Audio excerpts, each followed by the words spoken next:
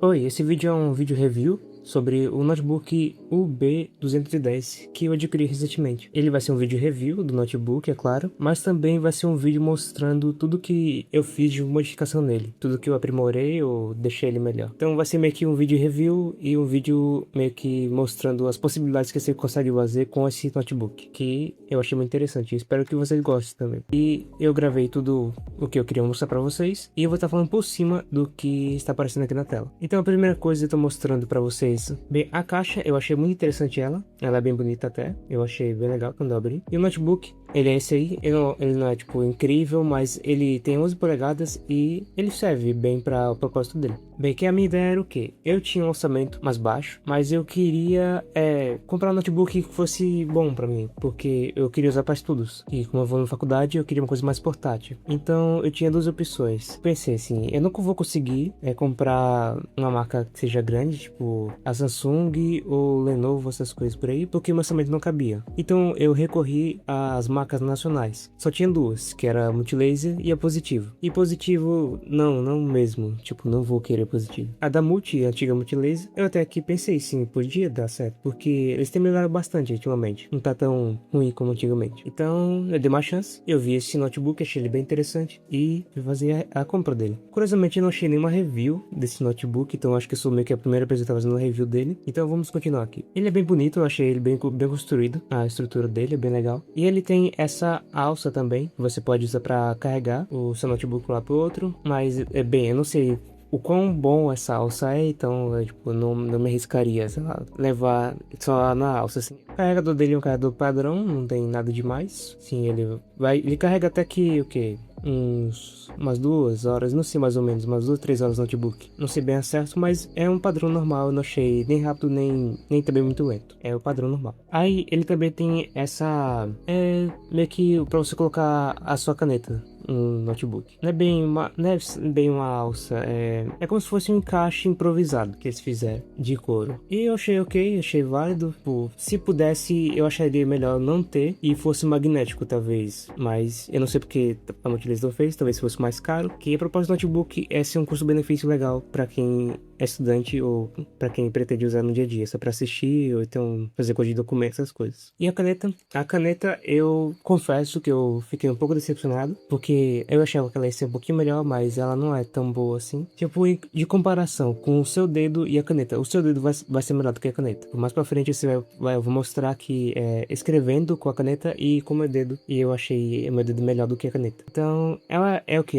Tipo, de 0 a 10. Eu acho que é de um 6, porque ela não é tão boa assim, não é tão precisa, você tem meio que apertar bastante, clicando em mais áreas que não deveria clicar. A impressão é essa, que ela tem uma área de touch maior do que deveria. Mas ela é bem construída, bonitinha também, e ela veio com uma corda no encaixe que pra mim não faz sentido. Eu tirei e ficou bem melhor no notebook, na minha opinião. Eu acho que é pra alguma criança não perder também, porque eu acho que a proposta desse notebook é pra ser pra uma criança também poder usar. Não sei se era bem essa a intenção, porque quando eu vi no post da Amazon, eu vi lá que tinha uma criança mexendo, mas isso aí, tipo, acho que não é tão relevante. E as entradas que temos aqui, ele tem entrada HDMI, a entrada de carregador, tem entrada de fone de ouvido também, ele tem duas entradas USB. Eu achei que era USB 3.0, mas infelizmente é USB 2.0. Eu não sei porque, tipo, porque geralmente quando você vê umas portas azuis, assim, você imagina 3.0, só que não é, felizmente não é. Ele tem entrada também para você conectar seu celular nele, entrada tipo C. Ele também tem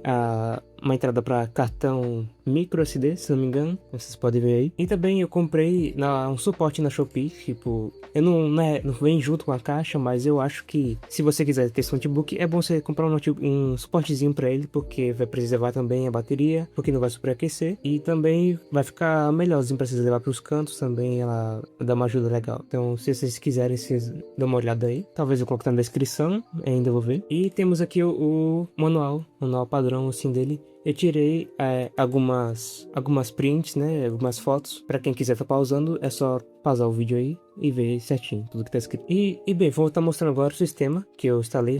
Eu instalei um Linux nele e eu estou usando o OBS para poder capturar. Nele mesmo eu tô usando o OBS, ele conseguiu. E eu tô usando o Fedora, o Linux, e o KDE Plasma, é o 6. E eu tô usando uma versão do Keynote Atomic, que ele é imutável, que eu vi no vídeo que eu achei muito interessante, que eu vou estar mostrando aí pra vocês e deixar talvez na descrição. E o notebook ele tem o que? Esqueci de falar as especificações técnicas dele. Ele tem 4 GB de RAM, tem 128 de armazenamento, de SSD, mas pelo menos é um NVMe M2. E o que se você quiser fazer o upgrade nele, você só conseguiria mudar o SSD. Infelizmente só isso, não tem como expandir a memória RAM. A memória RAM é soldada na placa. E o processador também. O processador dele é um Celeron de, se não me engano, é 13ª geração, talvez. Eu vou estar bolsando na tela, caso eu tiver errado. E no gerenciador de tarefas tá aí o uso que ele tá usando, gravando no OBS, né? A GPU e a CPU. Ele também no sistema do Linux eu botei snaps, uma boa parte também para ele estar administrando a uso de memória, já que não tem tanta memória, para ele estar enviando memória virtual para o sistema. E bem, na área de trabalho, esses são os aplicativos que estão rodando aí. Não, esses são os aplicativos que eu instalei, deixando nos atalhos na área de trabalho, e vou estar mostrando um pouco sobre eles também. E abrindo as configurações, eu coloquei essas configurações também de estilo, caso alguém queria estar copiando ou então alguma coisa assim. Eu botei o tema do Windows 10 também, que eu gosto dos ícones do Windows 10, e basicamente é isso em relação aqui a temas e configuração. Tem a configuração da tela também, que eu vou estar abrindo para mostrar para vocês. A tela é uma tela de HD de 768p, né, de resolução, mas como ela é bem pequenininha, mas como ela tem 11 polegadas, você não percebe uma resolução baixa ou ruim. Eu achei muito boa até. A Multilaser ela tem melhorado a multi, né? Ela tem melhorado bastante a resolução da tela em si. A resolução não, a construção da tela, pra mim não parece estar uma tela tão ruim como era antigamente. Porque antigamente era bem ruimzinha as telas. E bem, esses são os aplicativos que eu instalei, que estão aí no meu Linux. Vou estar descendo aqui para vocês verem cada aplicativo que eu instalei aqui, cada coisinha. Eu botei alguns emuladores também, o LibreOffice, o Lutris, o Mesa, que é para o vídeo integrado do Intel. O Minecraft é o Bedrock, funcionou também, o mobile nele. Tem online, tem também um descompletador de arquivo, alguns emuladores também que é de PSP, o de Super Nintendo, o Sober, que é de Roblox, eu fiz o teste também. Tem também a Steam. Bem, agora eu vou estar dividindo aqui a tela para mostrar eu em tempo real usando, que eu vou mostrar como funciona para poder escrever nele com a tela touch. Vou estar abrindo aqui um aplicativo para você conseguir escrever com a caneta ou com o seu dedo mesmo. Então eu tô aqui mostrando a caneta para vocês e eu tô aqui escrevendo ela. Vocês podem ver saindo ali na tela.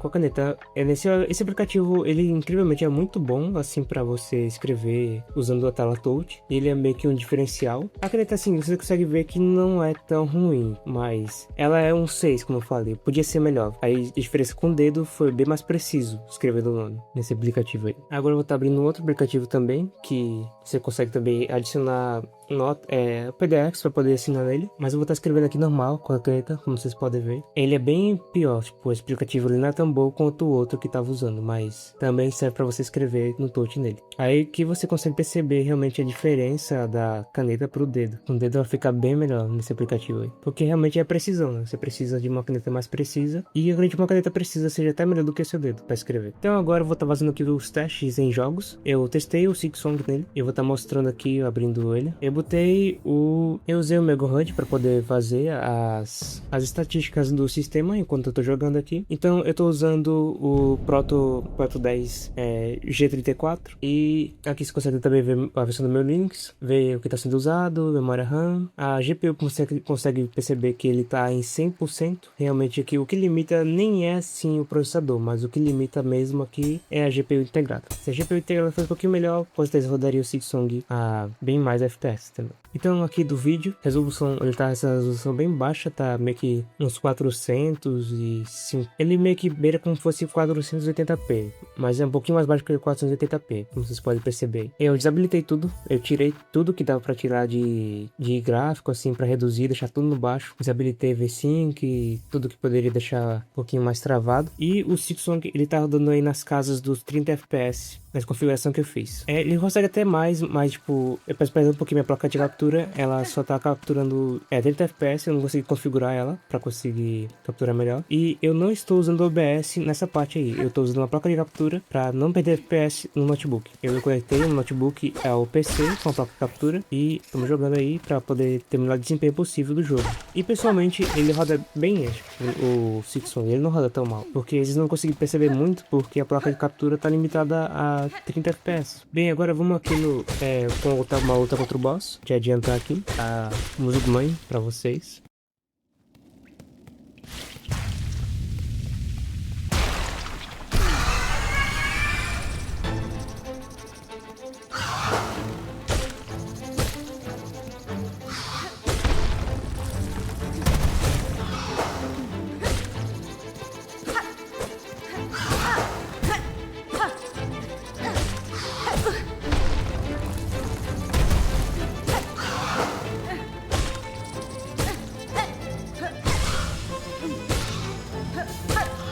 Pronto, aí morreu. E esse meio que foi o teste aí com o Silksong rodando nesse notebook aí. E agora indo pra Stardew Valley. E esse sim foi um jogo que rodou muito bem, mas infelizmente não vamos conseguir perceber, porque a placa de captura tá limitada a 30 FPS. Mas como vocês podem ver no Mega HUD, ele tá rodando a 60 FPS e roda perfeito. Não chega a gargalar, não trava nada. O Proto Gen tá rodando também de boa nele.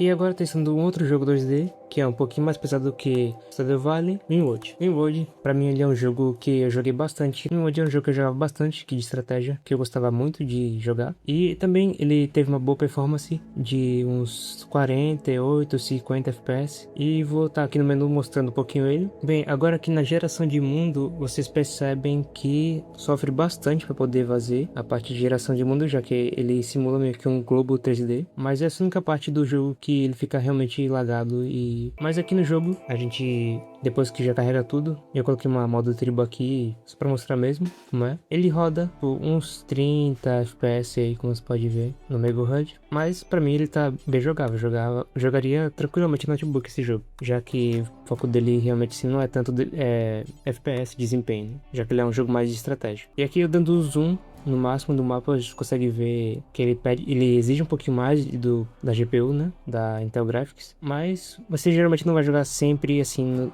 no máximo do mapa, né. Mandar a lista atacar aqui esse bicho, só pra ter um pouquinho de ação pra vocês verem como é o jogo. Não sei se vocês conhecem esse jogo, mas ele é um jogo muito bom, estratégia, que eu joguei bastante já. Um detalhe, a resolução também não tá a mesma resolução da tela, de 720p, resolução HD. A vegetação, eu tirei a oscilação de vegetação, que existe também um pouquinho mais da GPU, já que não tem muita potência de GPU, eu tirei para poder ganhar um pouquinho mais de FPS. E já em Inside, é um jogo que talvez eu acho que é mais conhecido e que eu gosto muito também. Ele é um jogo mais de resolver puzzles. Ele já é um título já mais complexo, né, para esse notebook. Ele já exige bem mais do que ele realmente aguenta. A resolução dele essa resolução é 480p também. E acredite ou não, eu zerei esse jogo assim. Eu taquei meu notebook lá na TV, numa entrada USB, e eu joguei com um teclado Bluetooth que tinha lá no sofá. E eu zerei de boa. Tipo, por mais que esse jogo tá, tipo, rodando a uns 20 FPS, ele ainda,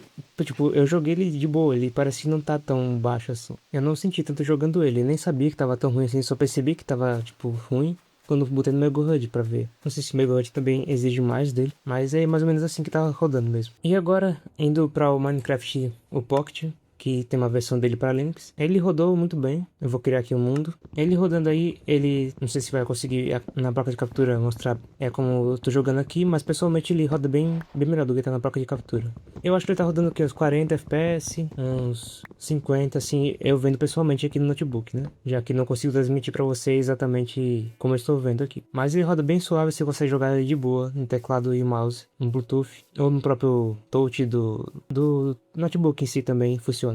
Então tá aí a gameplay pra vocês, deixar rolando um pouquinho de fundo. Felizmente eu não consegui fazer o Mega Hunt funcionar aqui, que eu queria também mostrar como é que tá rodando mesmo a estatística. Mas é isso aí. E agora testando emuladores. Vou estar botando aqui um emulador de Super Nintendo, jogando aqui o Mario. Ele rodou muito bem, como a maioria aqui dos emuladores de jogos antigos. Vai rodar também muito bem no seu Linux também deste notebook, o B210.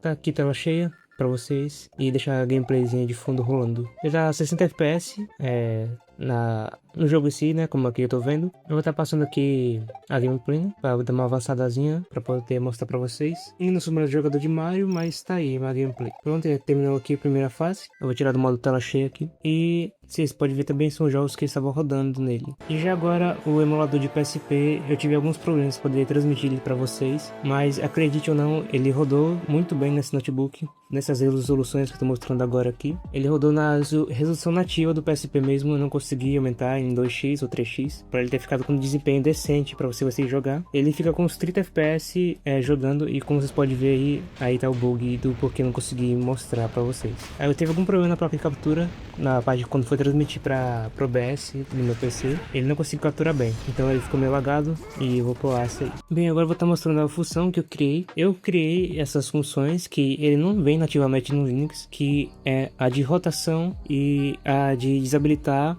o teclado e o trackpad, né, do seu notebook. Então eu tô mostrando aqui a opção de rotação, que eu criei um ícone. Ele é um script que eu tive que criar no Linux usando o terminal, e ele faz girar a tela para o modo tablet, se você quiser usar depois. Okay. Clicando nesse ícone aí de rotação, ele faz a parte de rotação da tela. Também tem um atalho também que eu criei na área de trabalho. E eu vou estar mostrando também a função também de desabilitar o teclado e o trackpad do notebook. Então você pode ver, eu tô clicando aqui, não acontece nada, e não mexe também o mouse ali. Pronto, e reativando ele aqui, vou clicar no botão do Windows, né, que é o meta, se não me engano, e o mouse também tá mexendo normal. Vou usar a funcionar. E agora mostrando aqui o iDroid, se não me engano, que é assim que se chama. Vou estar mostrando a função dele, que eu consegui instalar um sistema Android no Linux. Sim, é possível você fazer isso e dá uma melhora muito boa nesse notebook, porque seria uma função praticamente 100% funcional de tablet mesmo, que seria no Android. Realmente, assim, é um Android que está funcionando. Ele não é bem um emulador, ele meio que tá rodando nativamente. E sim, o notebook ele dobra,